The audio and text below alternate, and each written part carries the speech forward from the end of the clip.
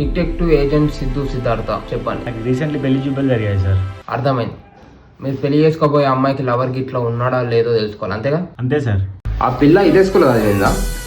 మరి కాలేజ్ ఎక్కడ చేసింది? తన హాస్టల్ నుండి చదువుకునేదా లేకుంటే అప్ అండ్ డౌన్ చేసేదా డైలీ? తను ఎక్కువ ఇదే ప్లేస్లో కనిపించేదా? గోవాకి ఎన్నిసార్లు పోయింది? తన మెయిన్ అకౌంటే కాకుండా ఫేక్ అకౌంట్స్ ఎన్ని ఉన్నాయో అనుకో ఇన్స్టాగ్రామ్లో. అట్లనే స్నాప్చాట్ కూడా. ఎవడాడు ఎక్కడ ఉంటాడు? హైదరాబాద్లో ఎన్ని ఇయర్స్ జాబ్ చేసింది, చెన్నైలో ఉండి ఎన్ని ఇయర్స్ జాబ్ చేసింది, బెంగళూరులో ఉండి ఎన్ని ఇయర్స్ జాబ్ చేసింది అనుకో. బ్రో నీకు ఆ అమ్మాయి చరిత్ర చాలా డేంజర్గా ఉన్నది. ఎందుకు బ్రో, ఏమైంది? ఎందుక తను స్కూల్లో ఉన్నప్పుడు ఒకరిని మెయింటైన్ చేసింది, కాలేజ్లో ఉన్నప్పుడు ఒకరిని మెయింటైన్ చేసింది, మళ్ళీ బీటెక్ వచ్చిన తర్వాత ఇంకా ఇద్దరిని మెయింటైన్ చేసింది, హైదరాబాద్లో 1 year జాబ్ చేసినప్పుడు అక్కడ ఒకరిని మెయింటైన్ చేసింది, బెంగళూరులో ఇంకొకరిని మెయింటైన్ చేసింది, చెన్నైలో ఉన్నప్పుడు ఇంకొకరిని మెయింటైన్ చేసింది. ఇంత మందిని మెయింటైన్ చేసింది బ్రో. వామ్మో, లిటిల్ ప్రిన్సెస్, నేను గిన్నిస్ రికార్డులు ఎక్కియచ్చు. ఏజెంట్ సిద్ధు సిద్ధార్థ చెప్పండి. అబ్బాయితో పెళ్లి చూపులు జరిగాయి. అబ్బాయి గురించి తెలుసుకోవాలి నేను. తన ఫోటో ఉందా? ఫోటోనా? ఇతను ఒక యోధుడు. ఇతను నాకు ఒక ఇన్స్పిరేషన్. నా ఒక